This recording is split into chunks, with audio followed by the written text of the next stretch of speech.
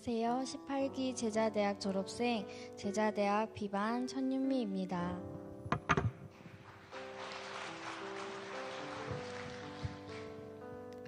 제자학교를 마친 뒤 출산을 하게 되었고, 그때 내 마음은 멈추지 않고 제자대학에 임해야겠다고 다짐을 했었습니다. 그런데 막상 아이가 태어나고 나니 현실적인 문제 앞에 내 스스로의 한계라고 생각하며 지금은 잠시 양육을 멈춰야겠다 생각했고 제자대학을 신청하지 못했습니다. 마음속으로는 너무나 양육에 임하고 싶었던 간절한 마음이 있었기에 신청하지 못했을 때 마음이 많이 속상했고, 그 속상한 마음을 하나님 앞에 눈물로 기도했습니다.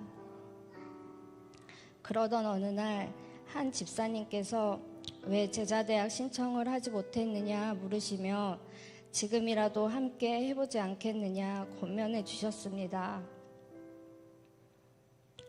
이미 2번의 양육이 시작된 상황인지라 늦었다는 것을 잘 알고 있었고, 그럼에도 불구하고 그 길을 열어주신다면 감사한 마음으로 양육에 임하고 싶어 또다시 간절히 하나님 앞에 기도하게 되었습니다. 하나님께서는 제 기도에 응답해 주셨고 제자대학 양육의 자리에 아이와 함께 참여하게 할 수 있게 되었습니다. 처음 시작은 아이와 함께 잘 할 수 있을까라는 두려움이 있었고, 내 힘으로는 할 수 없기에 내게 능력 주시는 자 안에서 내가 모든 것을 할 수 있느니라. 아멘. 빌립보서의 말씀을 전적으로 의지하며 나아갔습니다.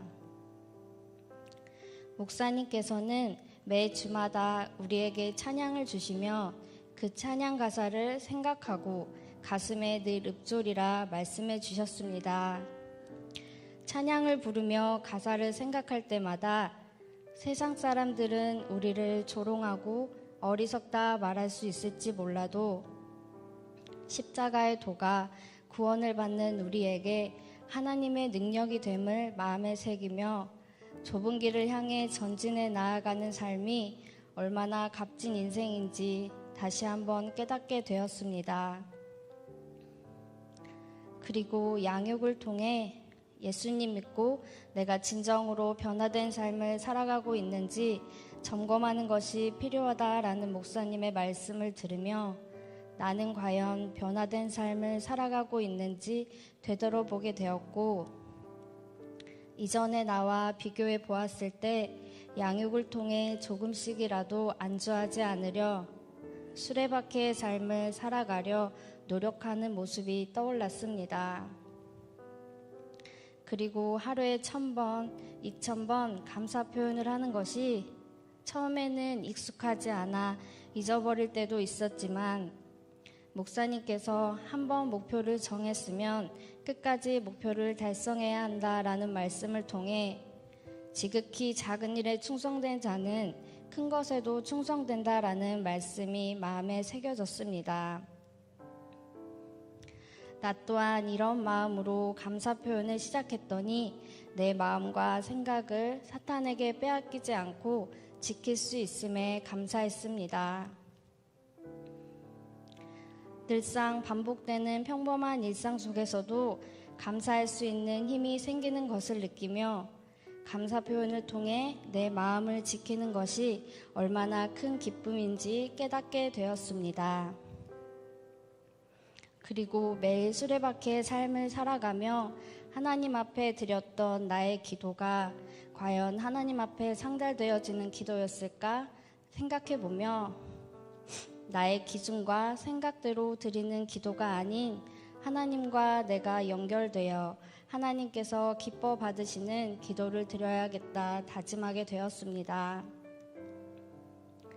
예수님과 나의 삶을 결부시키고 하나님 허락하신 마음의 평안이 깃들어 믿음의 밧줄이 끊어지지 않도록 하나님께 꼭 붙어 있어야 한다는 말씀처럼 하나님의 구원의 때가 있기에 항상 깨어 기도하며 구원의 때를 놓치지 말아야 하는 깨달음도 기억에 남아 가슴속에 새겨졌습니다.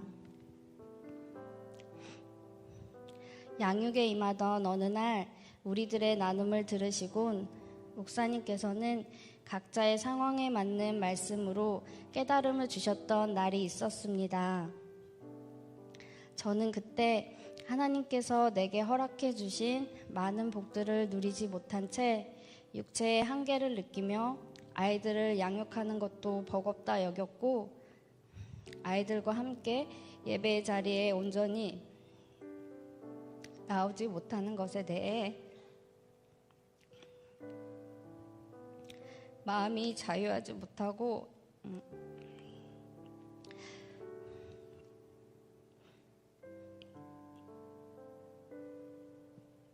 힘들었던 상황들에 대해 나눔을 하였습니다. 목사님께서는 제게 빌립보서 4장 말씀을 묵상해 보라고 말씀해 주셨습니다.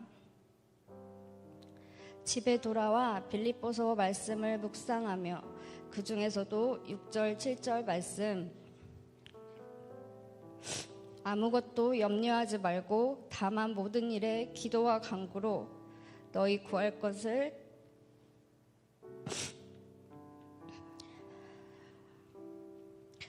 감사함으로 하나님께 아뢰라. 그리하면 모든 지각에 뛰어난 하나님의 평강이 그리스도 예수 안에서 너희의 마음과 생각을 지키시리라. 아멘.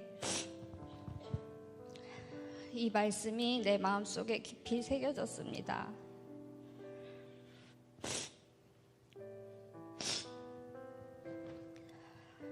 그동안 많은 것들을 나의 힘으로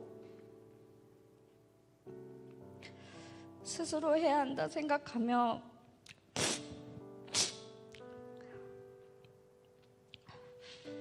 버겁다 여겼던 많은 부분들이 생각나게 하셨고, 하나님을 의지하며 살아왔지만 그 안에는 온전히 하나님께 내 인생의 운전대를 맡겨드리지 못했던 나의 연약한 모습을 들여다볼 수 있었습니다.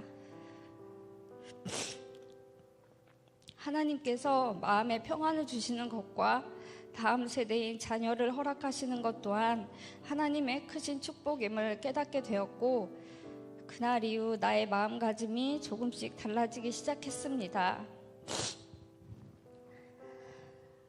환경이나 상황은 전혀 바뀌지 않았고 매일 똑같은 일상 속에서 살아가지만 하나님께서 주시는 평안 속에 거할 수 있었고, 무엇보다 이것들을 능히 이길 수 있는 힘이 생겼습니다.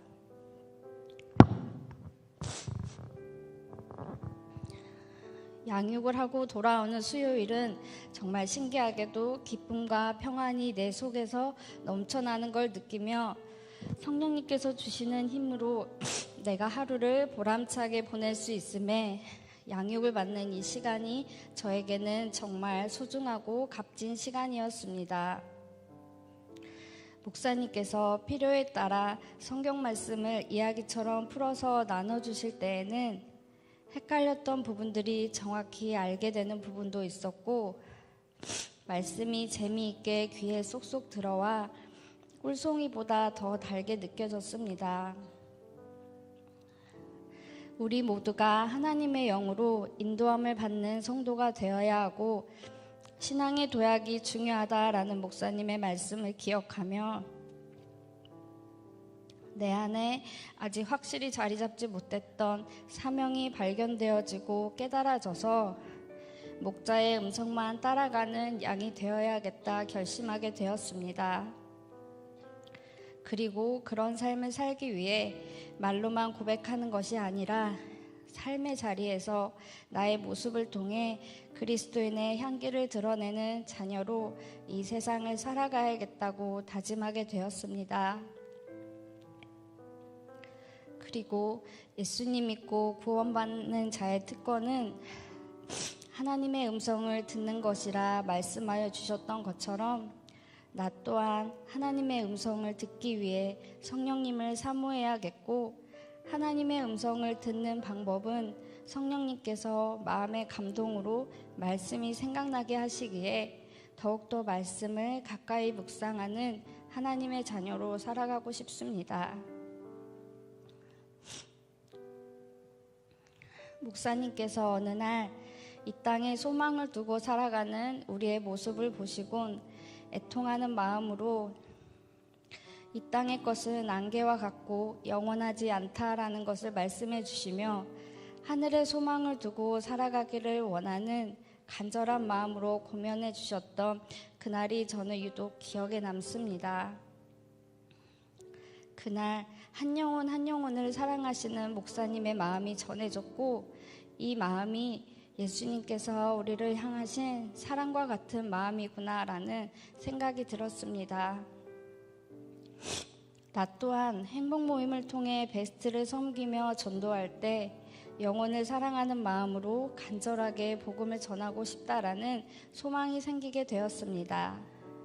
그리고 하나님께서 나에게도 영혼을 사랑하고 잃어버린 영혼을 바라볼 수 있는 눈을 허락해 주시기를 간절히 기도하며 사모하는 마음을 품게 되었습니다.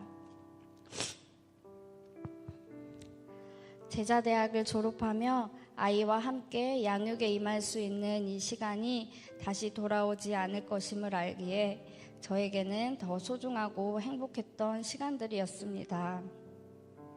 아이로 인해 힘드셨을 텐데 배려해 주시고 늘 도움을 주신 제자대학 비반 식구들에게도 감사드립니다.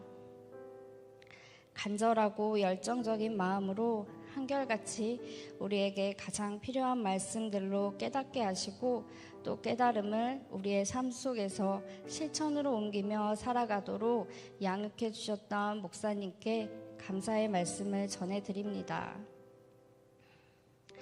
내 스스로 불가능이라 여겼던 현실의 문제 앞에 안주하지 않고 도전할 수 있는 힘을 허락하여 주신 하나님께 감사드리고 내 삶의 운전대를 온전히 하나님께 맡겨드렸을 때 내 힘이 아닌 하나님이 일하시기 시작하심을 깨달을 수 있는 귀한 시간들이었습니다.